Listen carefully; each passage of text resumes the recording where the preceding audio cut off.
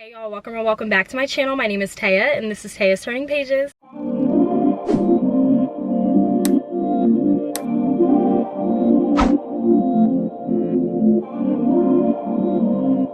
So as you can see, we are in a different location yet again. I honestly just didn't feel like driving to my mom's house today. I literally decided to just get in my car and film my wrap up here. This is obviously not an ideal setup and I don't want to do this often, but y'all, I was just too tired this morning and I didn't feel like going over to my mom's house, like I said. As you can see by the title of this video, we are going to go over my May wrap up. Now, like I said before, some of my books are packed away and they're in my apartment, and then other books are stored at my mom's house in my like new library slash office studio setup that's not even set up yet. But anyways, all that to say, I have books in different area codes right now. I only have 3 physical copies to show in this video today. Any other books, of course, that I talk about will just be popped up on the screen over here. I appreciate y'all for bearing with me. Okay, it won't be like this forever, but for right now, is what we gotta work with. So yeah, with my wrap-ups, I like to start out with the lowest rated books that I read for the month and then work my way up to the highest rated books that I read for the month. So the lowest rated book that I read for the month of May, and that is sitting at a 3.5 star, is The Mother of All Degrassi, a memoir by Linda Schuyler. I forget how to pronounce her last name, so I'm so sorry about that. But yes, y'all heard right. This book is a nonfiction book and it is about the hit TV teen drama Degrassi. And for those of you who do not know, I was and still am a huge Degrassi fan. I was dangerously obsessed with Degrassi growing up. That was my real introduction into teen dramas, and excellent teen dramas. Let me just preface and say that. Let me emphasize that point. Excellent teen dramas, and got me hooked onto all of the teen dramas that I have come to watch and know and love. I really think Degrassi helped fuel my love for Gossip Girl in particular, because without Degrassi, we might not have any of this, you know what I mean? Like, Linda Schuyler really did lay the foundation. It was like really the blueprint for teen dramas. One of the best teen dramas that I have ever seen in my life. And I'm talking about the next generation, of course, with Drake and all of them. But I also really enjoyed Degrassi with like Holly J and that whole Shark in the Water promo. If y'all know, y'all know. But I love those two like eras of Degrassi. Those were the prime and the peaks for me. And I just don't know if we'll ever get anything like that again. I really don't. But anyways, going back to this memoir, Linda Schuyler is actually the creator of Degrassi. The way that Degrassi was born is just so cool, but also so random, because Degrassi actually started out as a documentary series of sorts, a real life documentary series documenting and following the students that Linda Schuyler was teaching when she was a teacher. She really wanted to create a safe space for her students and for teenagers in general to just be able to talk about their experiences and how they're feeling and how they're navigating teenhood, essentially. And her students were really excited about it. They were all for it and they were participating. One thing led to another, and of course it became the TV show that we have all come to know. And obviously there are some things that I'm skipping, but that is the general idea of what this memoir is about. And I thought that this was such an interesting and fascinating memoir and just nonfiction book that I've read in a long time. Now, even though I rated this book a 3.5 out of 5 stars and it is considered the lowest out of the books that I have for the month of May, that doesn't negate my enjoyment for this book. I'll get into the reasons why I rated it a bit lower. Starting out with the things that I did like about this book, I just really loved hearing Linda's thought process on creating Degrassi and its legacy and what this show and this franchise means to her and means to the world. Even though this happens every single day and this is nothing new, I still just find it so admirable and so fascinating when people's ideas that they literally just take out of their head become this huge empire or this huge thing. And that's exactly what happened in the case of Degrassi. But then also too, Linda Schuyler talks about how many hurdles and obstacles she had to overcome to even keep the documentary going for as long as it did, but also dealing with obstacles and challenges when she was on set for the actual Degrassi show. Linda was still being hit with so many different issues and like regulation stipulations and things like that when she was just trying to create, again, a show that really spoke to the teenage experience. And for her to persevere and for her to not back down and let any of that stop her, give her her 10s. Like, I just have so much respect for authors and just writers and people that just share their stories regardless of what that story might sound like, whether it's conventional or not. With me being a huge Degrassi fan, this book spoke to me in ways that I don't think it would speak to a non-Degrassi fan. So that is one thing that I will preface and say, is that if you do not care about Degrassi at all, like I'm talking about at all, then do not pick up this book because you won't be interested. But if you do like the show Degrassi, then I definitely recommend giving this a read. But there is just so much behind the scenes specifically that you just won't know unless you read this book. And of course, I have to throw this in here because it matters. Linda Linda Schulier does talk about Drake and just how his character came to be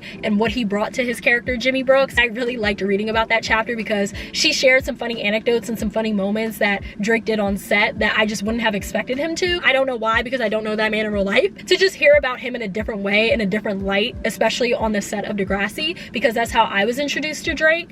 It was so cool. It was just so cool. That's all I can say. But all in all, I really did enjoy just learning about these little factoids. Now, the reason why I rated this a little bit lower is because I felt like the structure of the story was confusing. Linda Schulier kind of like goes back and forth between telling her experiences with Degrassi and like being on set and like how she was able to conceptualize certain things, and then also diving into her personal life. And I felt like throughout the story, I just got confused and a little bit lost and tripped up when we would do those switch off moments. Really did enjoy this story, and it was nice to take a trip down memory lane and just to revisit some of the most iconic Degrassi characters and episodes. The next book that I have here is sitting at a 4-star, and it is a thriller. It's about time, right? But the next book that I read for the month of May and that's sitting at a 4-star is He Started It by Samantha Downing. So y'all know the struggle and the hell that I went through to start and finish this book. I started this book and then I put it down. I started it again and then I put it down. And then I started it again and then I finally finished it. I really did like this story,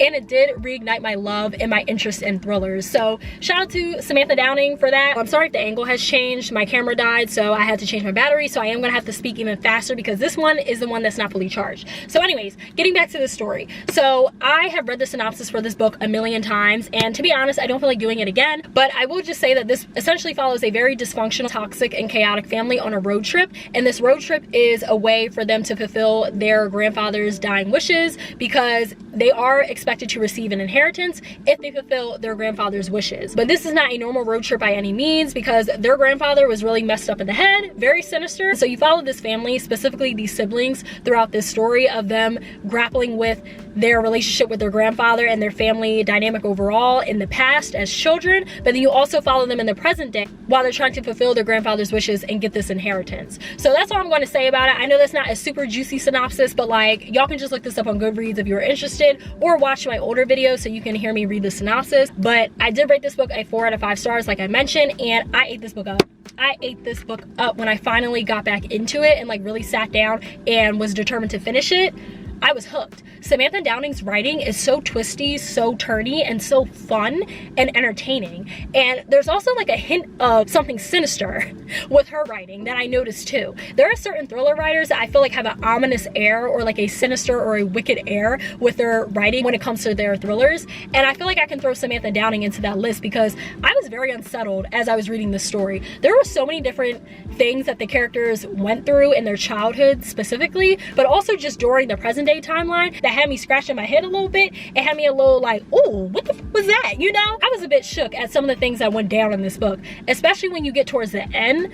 All hell breaks loose. I was not expecting that in the slightest. And so I really do appreciate Samantha Downing for being able to surprise me and shock me the way that she did, because I genuinely did not see this coming. And I noticed that as I get more acclimated with thrillers and I really get more experience with them, I find myself always, unintentionally of course, but I find myself wanting to solve the mystery or figure out who the bad guy is as I'm reading the story. I can never just like read a thriller for pure escapism and with like no critical thought. I always have to like play detective in my head, and I don't know why that is. I don't want to be that way, but I just notice as I read more thrillers that that's just the way that my brain works now. Even though the wheels were turning in my head for this book, I genuinely was shocked when we got to the actual like reveal because I just wasn't expecting it. And now there might be some of you who have read this book or who are experienced in thrillers like myself and probably will pick this book up and be like, girl, how did you not see that coming? I don't know, y'all. I don't know. Sometimes these thrillers get me, and this thriller got me. Like, it is what it is. But I really did enjoy the ride that I was taken on while I read this story,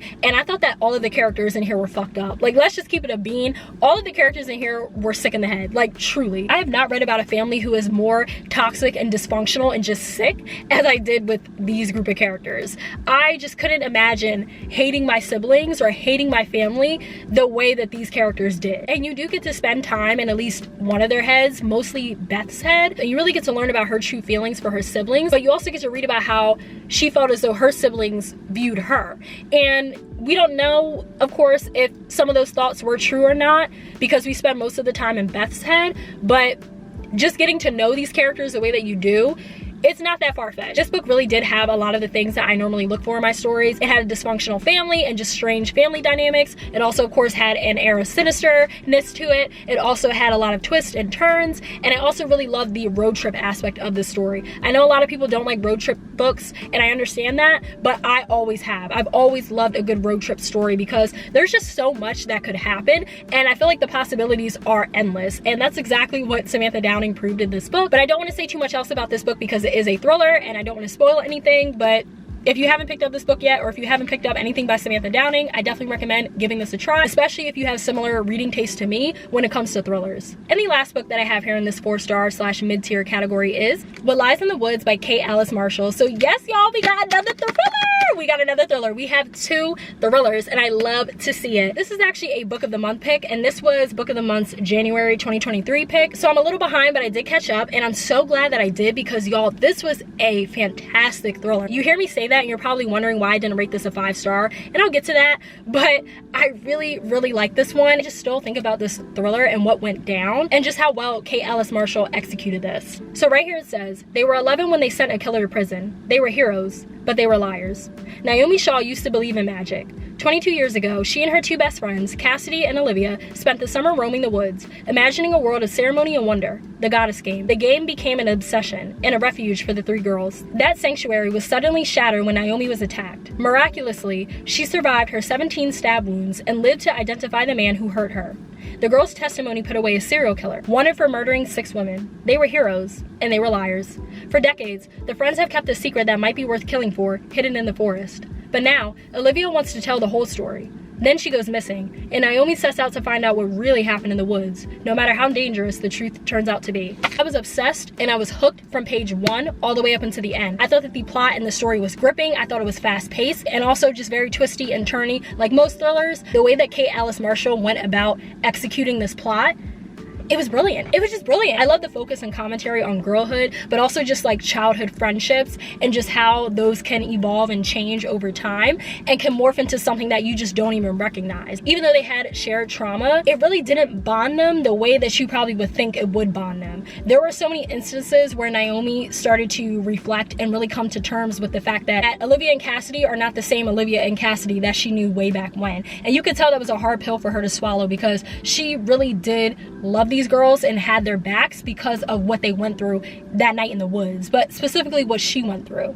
And it was just like really sad to read about just how her whole world was essentially crumbling because everything that she believed just wasn't what it was. And so I just felt really bad for her because we're reading the story from Naomi's POV, and so you really get to get into her head and see how she feels about everything that's going on around her. But she is such a frustrating character because you don't know sometimes if she's being truthful, if she's being unreliable. You don't know if she really is imagining a lot of the things that she is calling out in her head or if it's actually taking place in the story, in the setting that she's in, going back to the unreliable factor. And I love a good unreliable narrator. You guys know this if you've been watching my channel for a while. I love a good unreliable narrator. I just think that it spices up the story. It makes it more fun. There were certain moments where Naomi was really like aggravating me because she was just doing the most. Like she was doing the most. And I understand that she went through a harrowing experience that no one should ever have to go through, but there was just too many moments where I felt like she was just, like I said, just doing the most, and she wasn't making sense when she was doing it.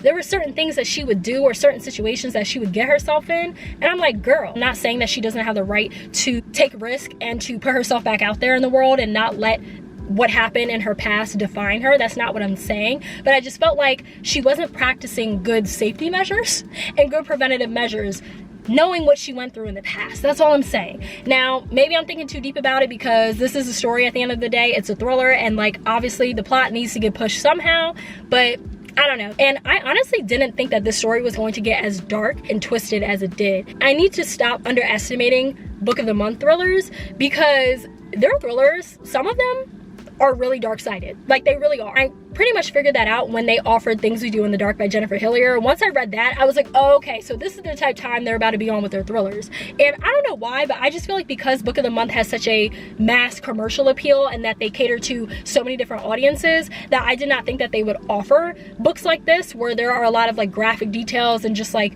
trigger warnings that you really need to be aware of. But I need to like clearly get that out of my head, because like I said, they did that with Things We Do in the Dark, they did that with this book, I know they've done that with other thrillers in the past, and will continue to do so. But I don't know, with them being just such a huge company, I'm just always still so shook that like, wow, they just like offered this to the public like that. There's nothing super wild or gory or graphic that goes on in this book, but there just are certain like themes and certain pieces of dialogue and just certain things that you learn that you're like, damn, that could have been on an episode of Dateline, you know what I mean? So that's one of the things that I noticed about this book. I think that's what made me give it a 4.5 instead of a 4-star, because of just the darker elements of this book. So shout out to Book of the Month and Kate Alice Marshall for this. Like, y'all did that. Now, in terms of why I didn't rate it a full 5-star, that's mostly because there is a romance subplot in this book, and I just felt like it was unnecessary. Now, y'all know, if me, the hopeless romantic, lover girl over here, if the girl who loves love as much as I do is saying that the romantic subplot in this book is unserious and also just unnecessary, then you know it's a problem. I welcome romance in any of my books. It doesn't matter what I'm reading. If there is a mention of love or a relationship, I'm going to read about it. That's going to make me want to read it further. But when we got further and further into the romantic subplot here, I just wasn't with it. I did not like it. I don't want to spoil anything, so I'm not going to go deeper into this. If that wasn't included in this book, I think I would have gave it a 5 out of 5 stars, but because it was, I had to knock it down half a point. I'm so sorry, but not all of the time do we need romance in books. Not all of the time. I can't believe I'm saying that. Me. But it's the truth. Not all of the time do we need romance in books, especially thrillers. Sometimes we need to just let the people solving the mysteries and just not getting got. That's it. But if you are looking for a thriller to read during the summertime, or if you're at the beach or at the lake house or whatever the case is, then I definitely think you should pick this up, because this does take place in the summer. I wouldn't say it's super atmospheric, but there are mentions of summertime and just like, you know, the magic of summer and stuff like that incorporated in this book. Y'all, I gotta turn on AC because as you see, I'm literally melting right now. It is so hot and I don't know why I wore this shirt. We're almost done though, thank God. So the last couple of books that I have here are all sitting at a 5-star. The first book that we have here in this category that I'm going to quickly talk about and get out of the way is Happy Place by Emily Henry. So I actually already filmed an entire reading vlog where I read this book and where I talked about my thoughts in depth. So I'm not going to talk about that book again in this video. I definitely recommend checking out that reading vlog so that way you can hear my full thoughts. And to be honest, that's actually my favorite reading vlog to date. I had a really great time filming it. I also felt like this is one of the better times where I articulated my thoughts well, and you guys hopefully were able to understand my points and why I really enjoyed Happy Place and why it resonated with me so much compared to maybe other readers. I'll leave that video linked up above in the card somewhere just in case you haven't watched it yet. The next book that I have here that I'm also not going to spend too much time talking about because I already talked about it in another video, but the book that I'm referring to is The Fine Print by Lauren Asher. So this is actually my second copy of The Fine Print. I have another copy that is at my mom's house in my, studio, and that one is annotated, but I actually got this one off of Penguin Books because this one is signed by Lauren Asher herself. We love to see it. So once I saw this on Penguin Books for like 20 bucks, I had to get it because this is truly one of my favorite romances of all time. If you've been watching my videos over the past couple of weeks, then you know how much I love this book and how much I adore Zara and Rowan. And so when I saw this on Penguin and I saw that this was signed, I knew I had to add it to my library because duh. So I'm not going to annotate this or like reread from this copy just because it is signed and I want to keep it pristine, but I'm really happy that I at least have a physical copy to show you because everyone needs to read this book, okay? This is your 100th PSA to read The Fine Print by Lauren Asher and to give it nothing less than 5 stars. Okay, I don't want to hear it. I don't want to hear it. I don't want to hear it if you don't like this book. No, I'm kidding. But it does break my heart when I see people give this book low reviews because I'm just like, wow, what are you guys not seeing that I saw? And vice versa. I'm not going to get into the full synopsis for this book because I have read the synopsis on the back of here a million times. I've talked about this book in a lot of my recent videos, so please make sure you go check those out. More specifically, I talked about my thoughts on Zara and Rowan as characters and their relationship more in depth in my Book Couples That Made Me Believe in Love video, so I will leave that linked up above in the card so you can check that out. I will just give you guys some crumbs, in this video and let you know just what were the highlights of the story for me. So besides Rowan and Zara being the obvious highlights for me, I just really loved Lauren Asher's writing style and her storytelling. I said this in my most recent video that Lauren Asher has a way with words, and she really does. I was so moved when I read this story and I was so compelled when I was reading more about Zara and Rowan's relationship and just how they were able to overcome so many different obstacles. I just really loved how well-rounded this story was and how Rowan and Zara had to deal with actual real-life issues that can really prevent people from entering a relationship and maintaining that relationship. There are so many conversations in here surrounding trauma and childhood trauma, as well as just being emotionally unavailable. The age-old adage, hurt people hurt people. That was so evident and just so true throughout this entire story. And I'm not saying that that should be an excuse, and I'm not saying that people should be able to get away with treating people terribly or very cruel because they went through something very traumatic in their childhood or in their past. But at the same time, I do feel like we need to really try to understand why people are the way that they are. I feel like Lauren Asher just did a really great job capturing, again, like that essence of hurt people, and it's just a never-ending cycle, and it's just really unfortunate and really sad because you see a lot of people self-sabotage and destroy so many relationships or friendships because of what they went through. This is one of my favorite Grumpy Sunshine stories that I've read in a long time. You just really wanted to root for them. Well, maybe not Rowan. I know some people probably don't really care for Rowan, but I have a soft spot for Rowan. I've said this before. I did develop a soft spot for him, and I really did want to see him get better so that way him and Zara could be together and have their happily ever after. I will be reading Terms and Conditions this month in June, so I can't wait to read about Declan and Iris's love story, but I will be thinking about this book and these characters for a long time. And we're on the last book, thank God, because I'm getting delirious sitting in this car because it's so hot. the last book that I read for the month of May and that I rated a 5 out of 5 stars is Hookshot by Kennedy Ryan. Y'all, I finally read Hookshot. It's about time. It took me so long to read Hookshot. And to be honest, the only reason why it took me so long to read it was because I did not want the series to end. That's my problem with shows and movies and books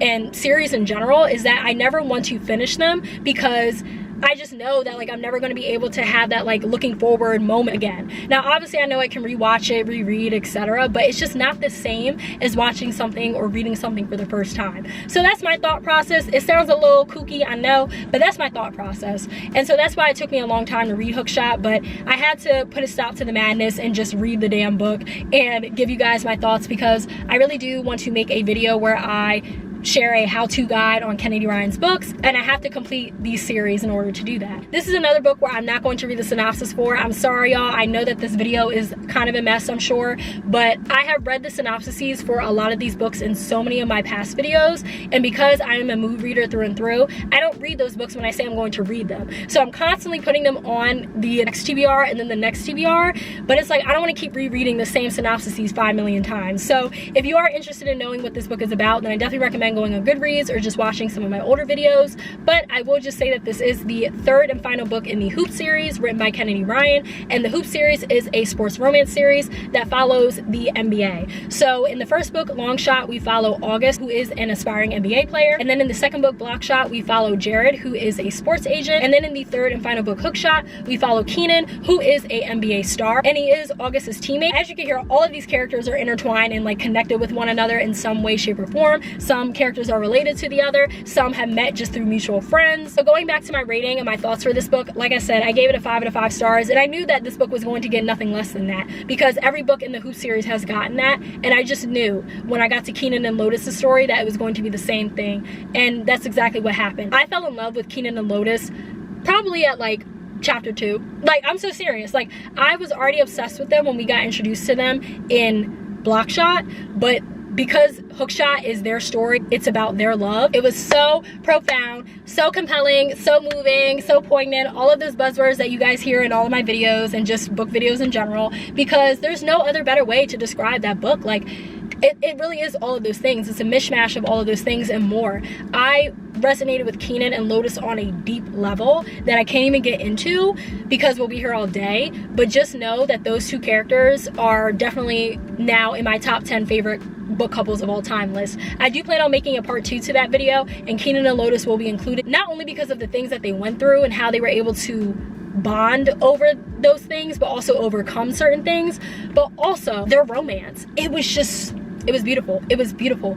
Kenan is one of the most romantic male characters that I have ever read about. He was writing Lotus poems, okay? He was just sitting here wooing my girl off of her feet, sending her flowers, intimately touching her, but not in like that way. Like he would do little things where he would always just like push her hair back behind her ear so that way he could see all of her piercings, because he just loved everything about Lotus. There were just so many different sides and layers to Kenan, especially as a male main character, especially as a black male main character, that I just loved and I ate up. Kenan has, of course, become one of my new book boyfriends and one of my new book boyfriend obsessions, but I just thought that he was so romantic. I need to get the older editions of the Hoop series because I want to go back and annotate them, and I was able to annotate Hookshot on my Kindle, and y'all, the amount of romantic sweet sayings that Kenan said to Lotus that I underlined and circled and drew hearts near is out of this world. Like, it was fantastic. I know I keep rambling and I keep going on and on and on about how romantic Kenan was, but like I just have to talk about it because it was such a big part of the story, and you could tell that it really was one of those driving forces as to why Lotus fell in love with him and why she fell so hard for him. And it was easy to. It was so easy to fall for Kenan because of just how emotionally available he was, especially given the circumstances that he was in, dealing with an ex-wife and dealing with custody issues of his child. He was still so open to giving love but also receiving it, and I will always appreciate Kennedy Ryan going above and beyond to crafting her characters with care and just making sure that these characters are putting their best foot forward. Like, yes, they're obviously not perfect, but like her characters still portray a realistic side of what it's like to be human, you know, even though they're fake, even though they're fictional. Going to my girl Lotus, I absolutely adored Lotus. I already loved her when we got introduced to her in Longshot, but reading more about her and her background and her past in Hookshot really made me appreciate her and respect her in a different light. As devastating and as heartbreaking as her upbringing was, I still took note of the fact that Lotus fiercely loved the people that she loved and that she had in her life. And that's not an easy thing to do, especially if you're someone that went through something that was as traumatic as what Lotus went through. It would be very easy for her to be mean, cold-hearted, standoffish, and just guard her heart. And yes, she did have her moments in the beginning where she did do those things, but you could really tell that underneath all of that hurt and underneath all of that baggage and trauma, there was just a girl, and then of course a woman who was just looking to be loved and to give love. But she didn't have that when she was growing up. She only had that with her cousin Iris. Iris is actually the female main character in the first book of the series, Longshot. And like I said, they are cousins. It really broke my heart that she only had that type of love and bond really with Iris and then her two other best friends, Billy and Yari. But to be able to see her decondition herself and unlearn all of the harmful things that she learned about relationships and men, and being able to again love Kenan so openly and freely was just beautiful, sweet, and just so endearing. And so I can't say enough great things about those two characters. And then another thing that I really loved about this story besides the romance was Lotus's bond and connection to Iris. I loved Iris in Longshot, and I still do. Iris is one of my favorite female MCs that I've read about thus far.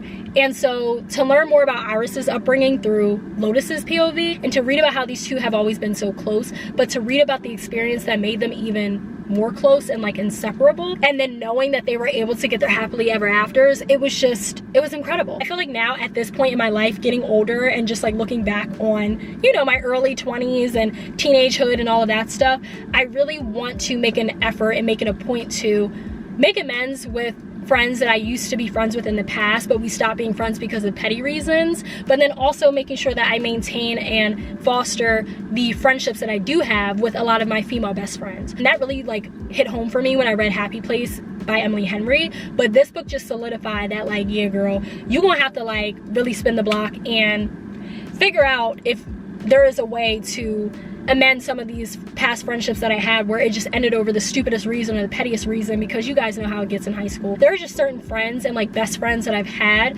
where I felt like they were my person, you know? Not in like a romantic way, obviously, but just in a platonic way. Like, that is my person, that is my twin, that's my twin in them, riding with my twin in them. Like, that's what it is, that's what it's giving. And so I felt that when I was reading about Iris and Lotus's bond and friendship and connection, and it just made me like, you know, a little bit sad, a little bit nostalgic, and also put things into perspective for me. So I just really like when books can not only give you all of those romantic swoony feelings, but also give you those like life lessons and teach you something. And that's exactly how I felt after I read Hookshot. But all in all, I really, really loved Lotus and Keenan's love story. Really loved seeing the characters from Longshot and Blockshot make cameos and appearances in Hookshot. I also recommend reading Kennedy Ryan's bonus epilogues for the Hoop series, because that just gives you that extra that you're looking for if you really do resonate with these characters. You get to read about some of their weddings, you get to read about some of them having children or just living life together, and it is just the cutest fucking thing that I have ever read. So every single bonus epilogue,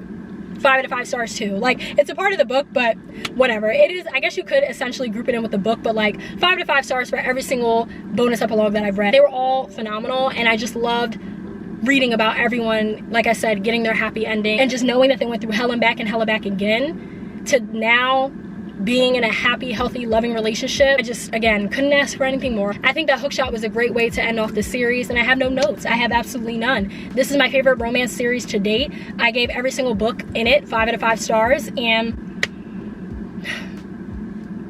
I feel like what's understood doesn't need to be said, you know? Like, I really don't have to say anything else about the Hoop series. Pick it up if you haven't read it already. Now the last thing that I have to read is, I think, the Hoops shorts novella. Kennedy Ryan, I think, came out with like short stories showing like where all of the characters are now. I definitely will be picking that book up at some point. I want to get the physical copy of that, but it's really hard, I feel like, to find that. At least when I last looked, I don't know. But I am going to try to get the physical copy of that, because it's basically just like an extended bonus epilogue, and I love epilogues, if you couldn't tell. So I definitely want to own that and just complete my entire Hoops collection. All right, y'all, and those are all of the books that I read for May. This video is probably going to be long, so I appreciate it, and I appreciate you. If you stayed all the way into the end, you're a real one, you already know that. But thank you so much for tuning in. I hope you guys enjoyed this video. Definitely make sure you like, comment, and subscribe. It really helps me my channel out. And lastly, please make sure you follow me on Bookstagram as well as Storygraph. I will leave all of this information linked down below, as well as at the end of the video, like I always do. I will see you guys in my next video.